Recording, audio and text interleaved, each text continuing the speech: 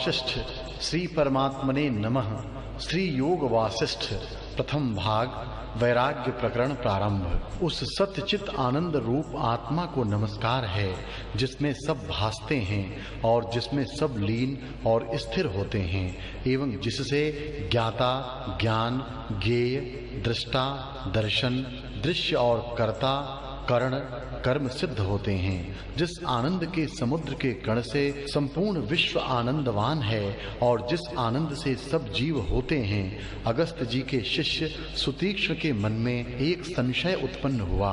तब वह उसके निवृत्त करने के अर्थ अगस्त मुनि के आश्रम में जाकर विधि संयुक्त प्रणाम करके स्थित हुआ और नम्रता पूर्वक प्रश्न किया कि हे भगवन, आप सर्व तत्वज्ञ और सर्व शास्त्रों के ज्ञाता हो। एक संशय मुझको है, सो कृपा करके निवृत्त करो। मोक्ष का कारण कर्म है या ज्ञान अथवा दोनों? इतना सुन अगस्त जी बोले कि हे ब्रह्मण्य, केवल कर्म मोक्ष का कारण नहीं और केवल ज्ञान से भी मोक्ष प्राप्त नहीं होता। मोक्ष की प्राप्ति दोनों से ही होती है। कर्म से अंतःकरण शुद्ध होता है, मोक्ष नहीं होता, और अंतःकरण की शुद्धि के बिना केवल ज्ञान से भी मुक्ति नहीं होती। इससे दोनों से मोक्ष की सिद्धि होती है। कर्म करने से अंतःकरण शुद्ध होता है, फिर ज्ञान उपजता है और तब मोक्ष होता है। जैसे दोनों पंखों से पक्षी आकाश मार्ग में सुख से उड़ता है, वैसे ही कर्म और ज्ञान दोनों से मोक्ष की प्राप्ति होती है। हे ब्रह्मण्य, इसी आशय के अनुसार एक पुरातन इतिहास है, वह तुम सुनो। अग्निवेश का पुत्र कारण नाम ब्राह्मण गुरु के निकट जा षट अंगों सहित चारों वेद अध्ययन करके गृह में आया और कर्म से रहित होकर तुष्णी हो स्थित रहा, अर्थात संशय युक्त हो कर्मों से रहित हुआ। जब उसके पिता ने देखा कि यह कर्मों से रहित हो गया है, तो उससे कहा कि हे पुत्र, तुम कर्म क्यों नहीं करते? तुम कर्म के न करने से सिद्धता को कैसे प्राप्त होगे? जिस कारण तुम कर्म से रहित हुए हो, वह कारण कहो। वह बोला, हे पिता, मुझको संशय उत्पन्न हुआ है, इसलिए कर्म से निवृत्त हुआ हूँ। वेद में एक ठौर तो कहा है कि जब तक जीता रहे तब तक कर्म अर्थात अग्निहोत्रादिक करता रहे, और एक ठौर कहा है कि न धन से मोक्ष होता है, न कर्म से मोक्ष होता है, न पुत्रादिक से मोक्ष होता है, और न केवल त्याग से ही मोक्ष होता है। इन दोनों में क्या कर्तव्य है, मुझको यही संशय है। सो आप कृपा करके निवृत्त करो और बतलाओ कि क्या कर्तव्य है। अगस्त जी बोले, हे सुतीक्ष्ण, जब कारण ने पिता से ऐसा कहा तब अग्निवेश बोले, हे पुत्र, एक कथा जो पहले हुई है उसको सुनकर हृदय में धारण कर, फिर जो तेरी इच्छा हो सो करना। एक काल में सुरुचि अप्सरा, जो संपूर्ण अप्सराओं में उत्तम थी, हिमालय पर्वत के सुंदर शिखर पर, जहाँ की देवता और किन्नर गण जिनके हृदय कामना से तृप्त थे, अप्सराओं के साथ क्रीड़ा करते थे, और जहाँ गंगा जी के पवित्र जल का प्रवाह लहर ले रहा था, बैठी थी। उसने इंद्र का एक दूत अंतरिक्ष से चला जाता देखा और जब निकट आया तो उससे पूछा, अहो सौभाग्य देवदूत, तुम गणों में श्रेष्ठ हो, कहाँ से आए और अब कहाँ जाओगे? सो कृपा करके कहो। देवदूत बोला, हे सुभद्रे, अरिष्टनेमि नामक एक धर्मात्मा राजर्षि ने अपने पुत्र को राज्य देकर वैराग्य लिया और संपूर्ण विषयों की अभिलाषा त्याग करके गंधमादन पर्वत में जा तप करने लगा। उसी से मेरा एक कार्य था और उस कार्य के लिए मैं उसके पास गया था। अब इंद्र के पास, जिसका मैं दूत हूँ, संपूर्ण वृतांत निवेदन करने को जाता हूँ। अप्सरा ने पूछा, हे भगवन, वह वृतांत कौन सा है, मुझसे कहो, मुझको तुम अति प्रिय हो यह जानकर पूछती हूँ। महापुरुषों से जो कोई प्रश्न करता है तो वे उद्वेग रहित होकर उत्तर देते हैं। देवदूत बोला, हे भद्रे, वह वृतांत मैं विस्तार पूर्वक तुमसे कहता हूँ। मन लगाकर सुनो। जब उस राजा ने गंधमादन पर्वत पर बड़ा तप किया, तब देवताओं के राजा इंद्र ने मुझको बुलाकर आज्ञा दी कि हे दूत, तुम गंधमादन पर्वत पर जो नाना प्रकार की लताओं और वृक्षों से पूर्ण है, विमान, अप्सरा और नाना प्रकार की सामग्री एवं गंधर्व, यक्ष, सिद्ध, किन्नर, ताल, मृदंगादि वादित्र संग ले जाकर राजा को विमान पर बैठा के यहाँ ले आओ। तब मैं विमान और सामग्री सहित जहाँ राजा था आया और राजा से कहा, हे राजन, तुम्हारे कारण विमान लेकर आया हूँ, इस पर आरूढ़ होकर तुम स्वर्ग को चलो और देवताओं के भोग भोगो। इतना सुन राजा ने कहा कि हे देवदूत, प्रथम तुम स्वर्ग का वृतांत मुझे सुनाओ कि तुम्हारे स्वर्ग में क्या-क्या दोष और गुण हैं, तो उनको सुन के मैं हृदय में विचारूं, पीछे जो मेरी इच्छा होगी तो चलूंगा। मैंने कहा कि हे राजन, स्वर्ग में बड़े-बड़े दिव्य भोग हैं। जीव बड़े-बड़े पुण्य से स्वर्ग को पाता है। जो बड़े पुण्य वाले होते हैं वे स्वर्ग के उत्तम सुख को पाते हैं। जो मध्यम पुण्य वाले हैं वे स्वर्ग के मध्यम सुख को पाते हैं, और जो कनिष्ठ पुण्य वाले हैं वे स्वर्ग के कनिष्ठ सुख को पाते हैं। जो गुण स्वर्ग में हैं वे तो तुमसे कहे, अब स्वर्ग के जो दोष हैं वे भी सुनो। हे राजन, जो आपसे ऊंचे बैठे दृष्ट आते हैं और उत्तम सुख भोगते हैं, उनको देखकर ताप की उत्पत्ति होती है, क्योंकि उनकी उत्कृष्टता सही नहीं जाती। जो कोई अपने समान सुख भोगते हैं उनको देखकर क्रोध उपजता है, क्योंकि वे मेरे सामने क्यों बैठे हैं, और जो आपसे नीचे बैठे हैं उनको देखकर अभिमान उपजता है कि मैं इनसे श्रेष्ठ हूँ। एक और भी दोष है कि जब पुण्य क्षीण होते हैं तब जीव को उसी काल में मृत्युलोक में गिरा देते हैं, एक क्षण भी नहीं रहने देते। यही स्वर्ग में गुण और दोष हैं। हे भद्रे, जब इस प्रकार मैंने राजा से कहा तो राजा बोला कि हे देवदूत, उस स्वर्ग के योग्य हम नहीं हैं और हमको उसकी इच्छा भी नहीं है। जैसे सर्प अपनी त्वचा को पुरातन जानकर त्याग देता है, वैसे ही हम उग्र तप करके यह देह त्याग देंगे। हे देवदूत, तुम अपने विमान को जहाँ से ले आए हो वहीं ले जाओ, हमारा नमस्कार है। हे देव, जब इस प्रकार राजा ने मुझसे कहा तब मैं विमान और अप्सरा आदि सबको लेकर स्वर्ग को गया और संपूर्ण वृतांत इंद्र से कहा। इंद्र बहुत प्रसन्न हुआ और सुंदर वाणी से मुझको बोला कि हे दूत, तुम फिर जहाँ राजा है वहाँ जाओ। वह संसार से उपराम हुआ है, उसको अब आत्मपद की इच्छा हुई है, इसलिए तुम उसको अपने साथ वाल्मीकि जी के पास, जिसने आत्म तत्व को आत्माकार जाना है, ले जाकर मेरा यह संदेशा देना कि हे महर्षि, इस राजा को तत्वबोध का उपदेश करना, क्योंकि यह बोध का अधिकारी है। इसको स्वर्ग तथा और पदार्थों की भी इच्छा नहीं है, इससे तुम इसको तत्वबोध का उपदेश करो और यह तत्वबोध को पाकर संसार दुख से मुक्त हो। हे सुभद्रे, जब इस प्रकार देवराज ने मुझसे कहा तब मैं वहां से चलकर राजा के निकट आया और उससे कहा कि हे राजन, तुम संसार समुद्र से मोक्ष होने के निमित्त वाल्मीकि जी के पास चलो, वे तुमको उपदेश करेंगे। उसको साथ लेकर मैं वाल्मीकि जी के स्थान पर आया और उस स्थान में राजा को बैठा और प्रणाम कर इंद्र का संदेशा दिया। तब वाल्मीकि जी ने कहा, हे राजन, कुशल तो है?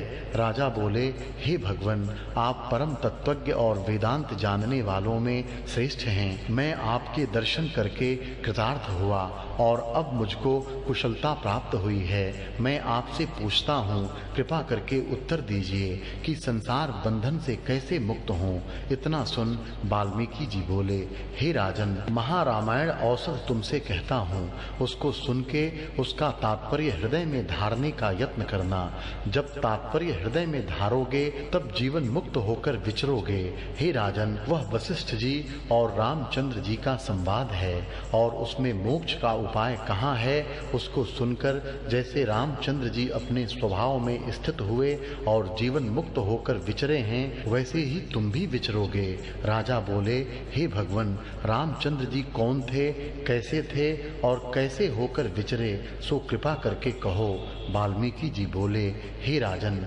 शाप के वश से सच्चिदानंद विष्णु जी ने जो अद्वैत अद्वैत ज्ञान से संपन्न हैं, अज्ञान को अंगीकार करके मनुष्य का शरीर धारण किया। इतना सुन राजा ने पूछा, हे भगवन, चिदानंद हरि को शाप किस कारण हुआ और किसने दिया, सो कहो। वाल्मीकि जी बोले, हे राजन, एक काल में सनत कुमार जो निष्काम हैं ब्रह्मपुरी में बैठे थे और त्रिलोकी के पति विष्णु भगवान भी वैकुंठ से उतरकर ब्रह्मपुरी में आए। तब ब्रह्म सहित सर्व सभा उठकर खड़ी हुई और भगवान का पूजन किया, पर सनत कुमार ने पूजन नहीं किया। इस बात को देखकर विष्णु भगवान बोले कि हे सनत कुमार, तुमको निष्कामता का अभिमान है, इससे तुम काम से आतुर होगे और स्वामी कार्तिक तुम्हारा नाम होगा। सनत कुमार बोले, हे विष्णु, सर्वज्ञता का अभिमान तुमको भी है, इसलिए कुछ काल के लिए तुम्हारी सर्वज्ञता निवृत्त होकर अज्ञानता प्राप्त होगी। हे राजन, एक तो यह शाप हुआ, दूसरा एक और भी शाप है, सुनो। एक काल में भृगु की स्त्री जाती रही थी, उसके वियोग से वह ऋषि क्रोधित हुआ था। उसको देखकर विष्णु जी हंसे और तब भृगु ब्राह्मण ने शाप दिया कि हे विष्णु, तुमने मेरी हंसी की है, सो मेरी तरह तुम भी स्त्री के वियोग से आतुर होगे। और एक दिवस देव शर्मा ब्राह्मण ने नरसिंह भगवान को शाप दिया था, सो भी सुनिए। एक दिन नरसिंह भगवान गंगा के तीर पर गए और वहां देव शर्मा ब्राह्मण की स्त्री को देखकर नरसिंह जी भयानक रूप दिखाकर हंसे। निदान उनको देखकर ऋषि की स्त्री ने भय पाए प्राण छोड़ दिया। तब देव शर्मा ने शाप दिया कि तुमने मेरी स्त्री का वियोग किया, इससे तुम भी स्त्री का वियोग पाओगे। हे राजन, सनत कुमार, भृगु और देव शर्मा के शाप से विष्णु भगवान ने मनुष्य का शरीर धारण किया और राजा दशरथ के घर में प्रकटे। हे राजन, वह जो शरीर धारण किया और आगे जो वृतांत हुआ, सो सावधान होकर सुनो। अनुभवात्मक मेरा आत्मा जो त्रिलोकी अर्थात स्वर्ग, मृत्यु और पाताल का प्रकाश करता और भीतर बाहर आत्म तत्व से पूर्ण है, उस सर्वात्मा को नमस्कार है।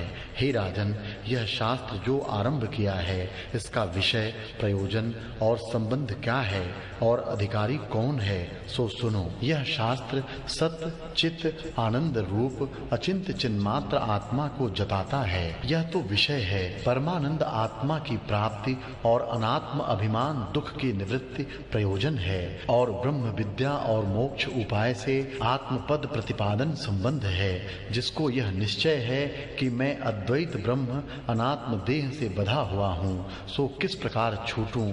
वह न अति ज्ञानवान है न मूर्ख है, ऐसा विकृति आत्मा यहाँ अधिकारी है। यह शास्त्र मोक्ष परमानंद की प्राप्ति कराने वाला है। जो पुरुष इसको विचारेगा वह ज्ञानवान होकर फिर जन्म मृत्यु रूप संसार में न आवेगा। हे राजन, यह महारामायण पावन है, श्रवण मात्र से ही सब शाप नाश करता है, जिसमें राम कथा है। यह मैंने प्रथम अपने शिष्य भरद्वाज को सुनाई थी। एक समय भरद्वाज चित्त को एकाग्र करके मेरे पास आए और मैंने उनको उपदेश किया था। वह उसको सुनकर वचन रूपी समुद्र से सार रूपी रत्न निकाल अपने हृदय में धरकर एक समय सुमेरु पर्वत पर गया। वहां ब्रह्मा जी बैठे थे। उसने उनको प्रणाम किया और उनके पास बैठकर यह कथा सुनाई। तब ब्रह्मा जी ने प्रसन्न होकर उससे कहा, हे पुत्र, कुछ वर मांग, मैं तुझ पर प्रसन्न हुआ हूँ। भरद्वाज ने, जिसका उदार आशय था, उनसे कहा, हे भूत भविष्य के ईश्वर, जो तुम प्रसन्न हुए हो तो यह वर दो कि संपूर्ण जीव संसार दुख से मुक्त हों और परम पद पावें। उसी का उपाय भी कहो। ब्रह्मा जी ने कहा, हे पुत्र, तुम अपने गुरु वाल्मीकि के पास जाओ। उसने आत्मबोध महारामायण शास्त्र का, जो परम पावन संसार समुद्र के तारने का पुल है, आरंभ किया है। उसको सुनकर जीव महामोह जनक संसार समुद्र से तरेंगे। निदान परमेष्ठी ब्रह्मा, जिनकी सर्वभूतों के हित में प्रीति है, आप ही भरद्वाज को लेकर मेरे आश्रम में आए और मैंने भली प्रकार से उनका पूजन किया। उन्होंने मुझसे कहा, हे मुनियों में श्रेष्ठ वाल्मीकि, यह जो तुमने राम के स्वभाव के कथन का आरंभ किया है, इस उद्यम का त्याग न करना, इसकी आदि से अंत पर्यंत समाप्ति करना, क्योंकि यह मोक्ष उपाय संसार रूपी समुद्र को पार करने का जहाज है और इससे सब जीव कृतार्थ होंगे। इतना कहकर ब्रह्मा जी जैसे समुद्र के चक्र एक मुहूर्त पर्यंत उठ के फिर लीन हो जावें, वैसे ही अंतर्ध्यान हो गए। तब मैंने भरद्वाज से कहा, हे पुत्र, ब्रह्मा जी ने क्या कहा? भरद्वाज बोले, हे भगवन, ब्रह्मा जी ने तुमसे यह कहा कि हे मुनियों में श्रेष्ठ, यह जो तुमने राम के स्वभाव के कथन का उद्यम किया है, उसका त्याग न करना, इसे अंत पर्यंत समाप्त करना, क्योंकि संसार समुद्र के पार करने को यह कथा जहाज है और इससे अनेक जीव कृतार्थ होकर संसार संकट से मुक्त होंगे। इतना कहकर फिर वाल्मीकि जी बोले, हे राजन, जब इस प्रकार ब्रह्मा जी ने मुझसे कहा, तब उनकी आज्ञा अनुसार मैंने ग्रंथ बनाकर भरद्वाज को सुनाया। हे पुत्र, वशिष्ठ जी के उपदेश को पाकर जिस प्रकार राम जी निशंक होकर विचरे हैं, वैसे ही तुम भी विचरो। तब उसने प्रश्न किया कि हे भगवन, जिस प्रकार रामचंद्र जी जीवन मुक्त होकर विचरे हैं, वह आदि से क्रम करके मुझसे कहिए। वाल्मीकि जी बोले, हे भारद्वाज, रामचंद्र, लक्ष्मण, भरत, शत्रुघ्न, सीता, कौशल्या, सुमित्रा और दशरथ, ये 8 जो जीवन मुक्त हुए हैं और 8 मंत्री अष्टगण वशिष्ठ और वामदेव आदि 28 जीवन मुक्त होकर विचरे हैं, उनके नाम सुनो। राम जी से लेकर दशरथ पर्यंत 8 जो ये कृतार्थ होकर परम बोधवान हुए हैं, और एक कुंतभासी, दूसरा शतवर्धन, तीसरा सुखधाम, चौथा विभीषण, पांचवा इंद्रजीत, छठवां हनुमान, सातवां वशिष्ठ और 8 वामदेव, ये अष्टमंत्री निःशंक हो चेष्टा करते भये और सदा अद्वैत निष्ठ हुए हैं। इनको कदाचित स्वरूप से द्वैत भाव नहीं फुरा है। ये अनामय पद की स्थिति में तृप्त रहकर केवल चिन्मात्र शुद्ध पर परम पावनता को प्राप्त हुए हैं। इत श्री योग वासिष्ठे वैराग्य प्रकरणे कथारंभ वर्णनो नाम प्रथम सर्गः। भारद्वाज ने पूछा, भगवन, जीवन मुक्त की स्थिति कैसी है और राम जी कैसे जीवन मुक्त हुए हैं, वह आदि से अंत पर्यंत सब कहो। वाल्मीकि जी बोले, हे पुत्र, यह जगत जो भासता है सो वास्तविक कुछ नहीं उत्पन्न हुआ, अविचार करके भासता है और विचार करने से निवृत्त हो जाता है। जैसे आकाश में नीलता भासती है सो भ्रम से वैसे ही है, यदि विचार करके देखिए तो नीलता की प्रतीति दूर हो जाती है। वैसे ही अविचार से जगत भासता है और विचार से लीन हो जाता है। हे शिष्य, जब तक सृष्टि का अत्यंत अभाव नहीं होता तब तक परम पद की प्राप्ति नहीं होती। जब दृश्य का अत्यंत अभाव हो जावे तब शुद्ध चिदाकाश आत्मसत्ता भासेगी। कोई इस दृश्य का महाप्रलय में अभाव कहते हैं, परंतु मैं तुमको तीनों कालों का अभाव कहता हूँ। जब इस शास्त्र को श्रद्धा संयुक्त आदि से अंत तक सुनकर धारण करे तब भ्रांति की निवृत्ति हो जावे और अव्याकृत पद की प्राप्ति हो। हे शिष्य, संसार भ्रम मात्र सिद्ध है, इसको भ्रम मात्र जानकर विस्मरण करना यही मुक्ति है। जीव के बंधन का कारण वासना है और वासना से ही भटकता फिरता है। जब वासना का क्षय हो जाए तब परम पद की प्राप्ति हो। वासना का